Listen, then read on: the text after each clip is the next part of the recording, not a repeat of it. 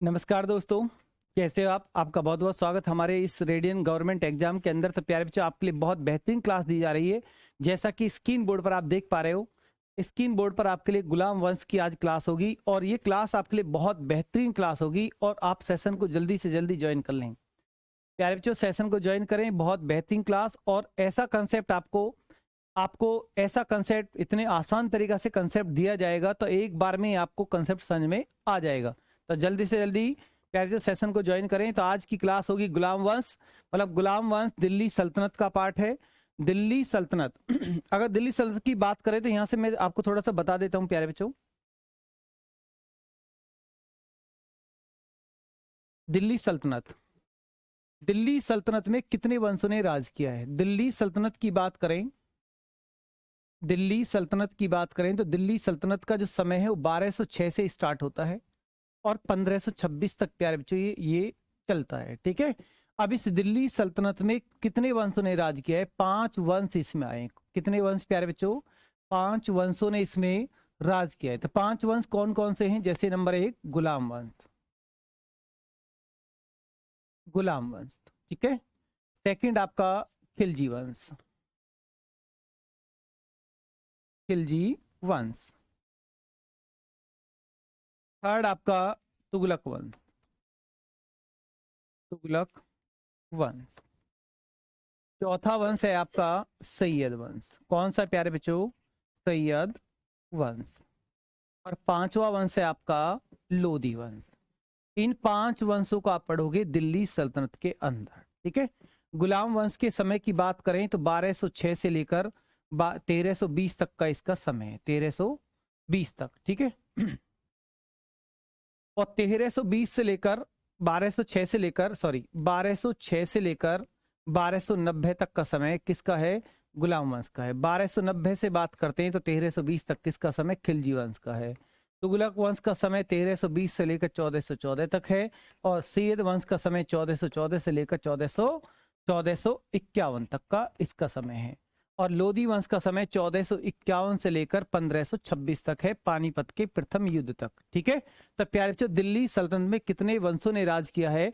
दिल्ली सल्तनत में 5 वंशों ने राज किया है और दिल्ली सल्तनत के जो शासक थे वो सुल्तान कहलाए हैं। ठीक है। इसलिए इसको हम दिल्ली सल्तनत कहते हैं। तो यहाँ से आज स्टार्ट करते हैं। सबसे पहले आपके लिए गुलाम वंश। चलिए, ये आपके लिए टॉपिक होगा आज, गुलाम वंश। गुलाम वंश का जो फाउंडर, जो संस्थापक है वो कौन था? गुलाम वंश का फाउंडर जैसे यहाँ लिखा हुआ है कुतुबुद्दीन ऐबक, जिसका समय 1206 से लेकर 1210 तक का समय कुतुबुद्दीन ऐबक का समय रहा है। और ये किसका गुलाम था? मोहम्मद गौरी का गुलाम था। दिल्ली सल्तनत का संस्थापक कौन है? कुतुबुद्दीन ऐबक। और दिल्ली सल्तनत का वास्तविक कह के क्वेश्चन आ जाए, दिल्ली सल्तनत का वास्तविक फाउंडर कह के क्वेश्चन आया तो आपको इल्तुतमिश लगाना है, क्योंकि दिल्ली को राजधानी इल्तुतमिश, दिल्ली को राजधानी किसने बनाया था? इल्तुतमिश ने बनाया था, इल्तुतमिश। ठीक है। तो प्यारे बच्चे चलिए आप ये कुतुबुद्दीन ऐबक का फोटो है, देख सकते हैं आप। और इसका समय 1206 से लेकर 1206 से लेकर 1210 तक का इसका समय है। चलिए, अब कुतुबुद्दीन ऐबक का क्या इतिहास में रोल रहा है? भारत में तुर्की साम्राज्य का वास्तविक फाउंडर, भारत में तुर्की साम्राज्य का वास्तविक संस्थापक कुतुबुद्दीन ऐबक था। और 1208 ईस्वी में इसको दास्ता से क्या हो गया? मुक्त किया गया। ठीक है। कुतुबुद्दीन ऐबक से पहले इल्तुतमिश को दास्ता से पहले मुक्त कर दिया था और ये बाद में मुक्त हुआ है। ठीक है। चलिए, इसे लाख बख्श भी कहा जाता है। क्वेश्चन एग्जाम में आता है कौन से सुल्तान को लाख बख्श भी कहा जाता है?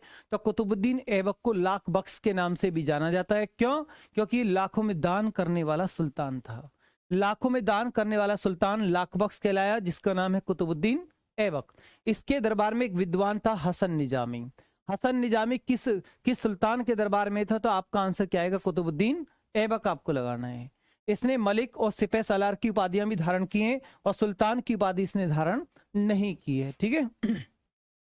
ऐबक ने न तो अपने नाम के सिक्के जारी कराए और न ही खुतबा पढ़वाया। ये भी इसके लिए पॉइंट है, आप इसको नोट कर सकते हैं, या प्यारे बच्चों आप इसका स्क्रीनशॉट भी आप कर सकते हैं। चलिए नेक्स्ट देखते हैं प्यारे बच्चों इसके बारे में। सूफी संत बख्तियार काकी की याद में, सूफी संत बख्तियार काकी की याद में कुतुबुद्दीन ऐबक ने कुतुब मीनार की नींव रखी। अब बताओ प्यारे बच्चों, कुतुब मीनार कहाँ पर है? कुतुब मीनार कहाँ पर? दिल्ली के अंदर है। कुतुब मीनार की नींव रखने वाला कौन था? कुतुबुद्दीन ऐबक। और इसको कंप्लीट पूर्ण किसने करवाया, कंप्लीट किसने बनवाया, इल्तुतमिश ने। इल्तुतमिश ने कुतुब मीनार को कंप्लीट बनवाया था। ठीक है, अगर नींव की बात आए तो आपको ये लगाना है कुतुबुद्दीन ऐबक, और अगर कंप्लीट की बात आए तो इल्तुतमिश आपको लगा देना है। कुतुबुद्दीन ऐबक की जो मृत्यु है 1210 ईस्वी में चौगान खेलते समय, जिसको कहते हैं पोलो, घोड़े से गिरकर इसकी मृत्यु हुई। तो क्वेश्चन स्क्रीन बोर्ड पर बनता है, आपके लिए आता है एग्जाम के अंदर। तो प्यारचोक की कौन सा वो सुल्तान था या कौन सा वो शासक था जो घोड़े से गिरकर मर गया, तो आपको लगाना है कुतुबुद्दीन ऐबक। कौन सा खेल खेलते समय, पोलो लिखा आएगा ऑप्शन में या चौगान आएगा, दोनों ही आपके लिए राइट है। चलिए इसके बाद गद्दी पर इसका दामाद शमसुद्दीन इल्तुतमिश गद्दी पर बैठा। 1210 से लेकर 1236 का इसका समय है। 1210 से लेकर 1236 तक का इसका समय है। इल्तुतमिश का पूरा नाम क्या था, शमसुद्दीन इल्तुतमिश था। शमसुद्दीन इल्तुतमिश था। ठीक है, चलिए इल्तुतमिश मध्य एशिया के इलबारी कबीले के तुर्की माता पिता से उत्पन्न था, और यह कुतुबुद्दीन ऐबक के दास व दामाद, कुतुबुद्दीन का ये क्या था, दास भी था और क्या था, दामाद था। कुतुबुद्दीन से पहले दास्ता से मुक्त हो गया था। सुल्तान बनने से पहले कहाँ का सूबेदार था, सुल्तान बनने से पहले इल्तुतमिश बदायूं का सूबेदार था। सुल्तान बनने से पहले इल्तुतमिश बदायूं का सूबेदार था। ये क्वेश्चन भी एग्जाम में प्यारे बच्चों कई बार आपसे पूछा गया है। ठीक है, चलिए इसे दिल्ली सल्तनत का वास्तविक क्या कहते हैं, वास्तविक फाउंडर कहते हैं। अगर क्वेश्चन है कि दिल्ली सल्तनत का वास्तविक संस्थापक कौन था, तो आपको लगा देना है क्या प्यारे बच्चों, इल्तुतमिश आपको लगा देना है। ठीक है, चलिए नेक्स्ट पॉइंट आपके लिए स्क्रीन बोर्ड पर। इसने अपनी राजधानी कहाँ बनाई, दिल्ली। दिल्ली को राजधानी बनाया 1221 ईस्वी में चंगेज खां का आक्रमण।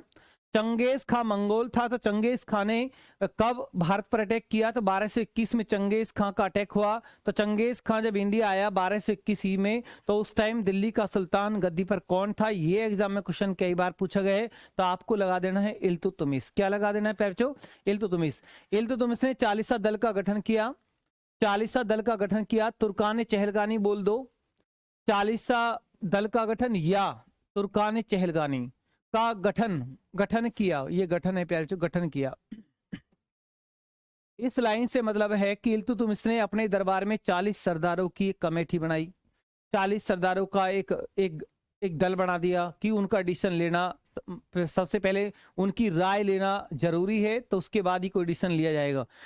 अगर साम्राज्य विस्तार की बात करें तो हिमालय से लेकर दक्षिण में नर्मदा तक और पश्चिम में सिंधु से लेकर पूर्व में बंगाल तक इल्तुतमिश का ही साम्राज्य चलता था। और एकता प्रणाली की शुरुआत, इल्तुतमिश ने एकता प्रणाली की शुरुआत की है। एकता मीन्स होता है प्यारे बच्चों जमीन का टुकड़ा। ये अपने सरदारों को वेतन नहीं देता था, वेतन के बदले जमीन का टुकड़ा देता था। तो इसी को कहते हैं एकता प्रणाली की शुरुआत किस सुल्तान ने की है, इल्तुतमिश ने की है। चलिए एकता का अर्थ होता है जमीन का टुकड़ा।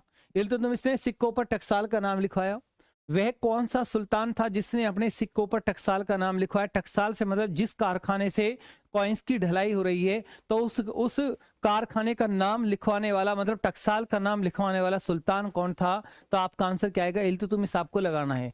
इसने 2 प्रमुख सिक्के चलवाए प्यारे बच्चों, इल्तुतमिश ने 2 प्रमुख सिक्के चलवाए हैं। एक चांदी का टंका चलवाया है और एक तांबे का जीतल चलवाया है। एक चांदी का टंका और एक तांबे का जीतल। ठीक है, 1226 से लेकर 1231 के मध्य में राजपूतों पर विजय प्राप्त की और 1226 में बंगाल पर पूर्ण विजय प्राप्त की। मतलब पूर्ण विजय प्राप्त की, आप ये लिख सकते हो आप यहाँ पर। चलिए नेक्स्ट देखोगे आप, इसने सिक्कों पर रजिया का नाम लिखवाया। रजिया के पिता का नाम क्या है। अगर क्वेश्चन कभी एग्जाम आए कि रजिया के पिता का नाम क्या है, तो आपको इल्तुतमिश लगा देना है। ठीक है, इल्तुतमिश ने अपने जीते जी अपना उत्तराधिकारी किसको घोषित कर दिया, अपनी पुत्री रजिया को घोषित कर दिया। तो इल्तुतमिश के बाद गद्दी पर कौन बैठ गया, रजिया। इसकी मृत्यु के बाद इसका पुत्र रुकनुद्दीन फिरोज शाह गद्दी पर बैठा, लेकिन कुछ माह के लिए मतलब टेम्परेरी समझिए आप। ठीक है, चलिए ये है रजिया सुल्तान, देख सकते हैं आप, ये रजिया सुल्तान का फोटो है। 1236 से 1240 तक रजिया सुल्तान गद्दी पर रही है। इल्तुतमिश ने अपना उत्तराधिकारी रजिया को बनाया और रजिया को गद्दी पर बैठते ही 40 दल के विरोध का सामना करना पड़ गया। 40 सरदार जो थे उन्होंने विरोध कर दिया कि रजिया को, जो तुर्की अमीर लोग थे उन्होंने रजिया को गद्दी से हटाने की सोची, भाई इसको हटाया जाए। इसका विरोध हुआ। जब रजिया गद्दी पर बैठी तो रजिया ने अपने अकॉर्डिंग नियुक्ति दी लोगों को। जैसे रजिया ने, एक तुर्की अमीर व्यक्ति था एतगीन, रजिया ने एतगीन को बदायूं का क्या बना दिया, सूबेदार बना दिया। रजिया ने अल्तुनिया को भटिंडा का सरहिंद या सरहिंद का सूबेदार बना दिया।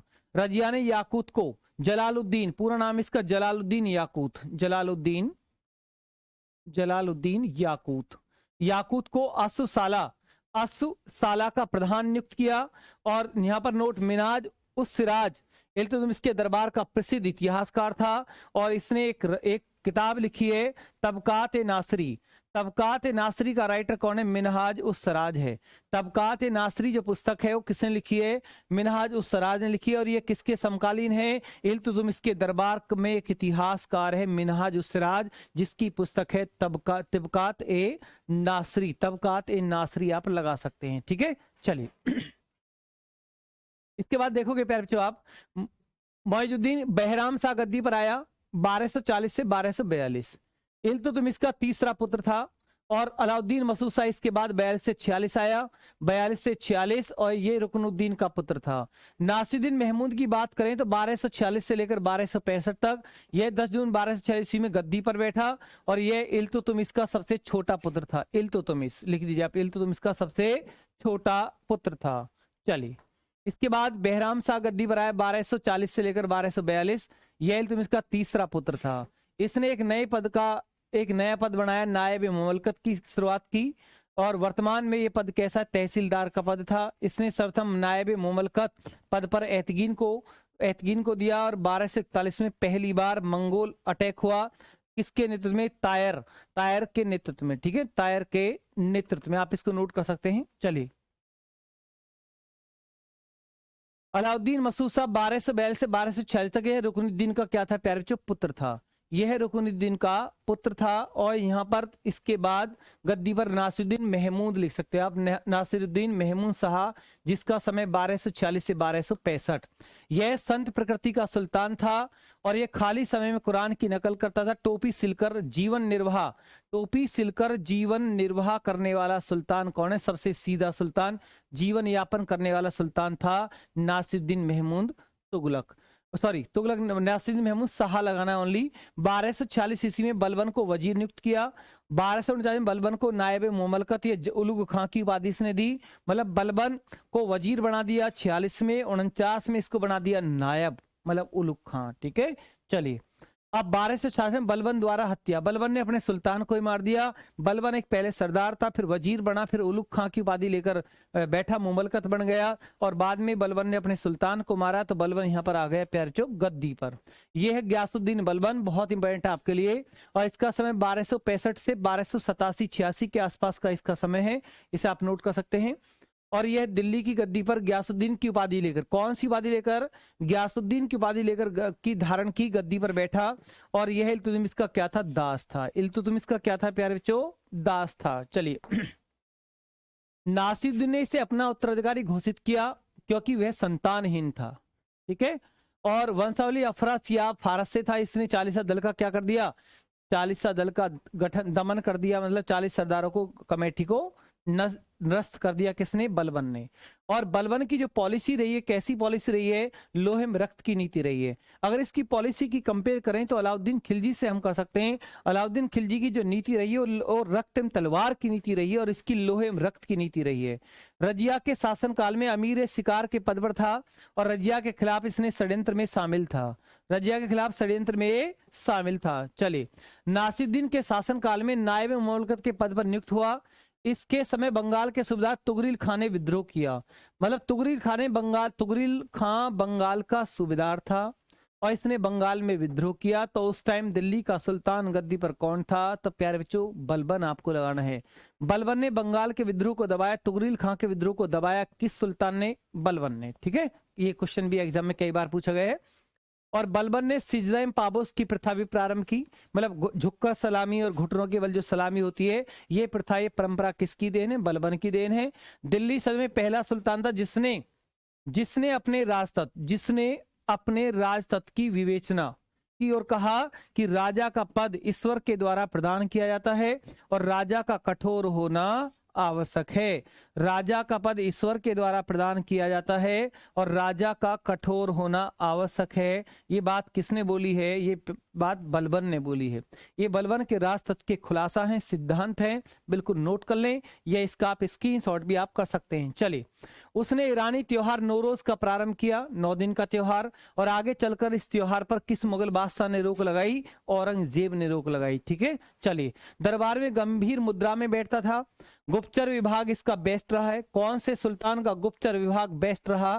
तो आपको बलबन लगाना है। न्याय पर इसने बल दिया, और बलबन ने जिल्ले इल अल्लाह, ईश्वर की छाया की उपाधि धारण की, और बलबन ने राजनीति को धर्म से अलग रखा। ईश्वर की छाया, जिल्ले अल्लाह, ये भी एग्जाम में कई बार पूछा गया, क्वेश्चन आपका गलत नहीं होना चाहिए। ठीक है, चलिए प्यारे बच्चों, नोट कर लें, या इसका स्क्रीनशॉट भी आप कर सकते हैं।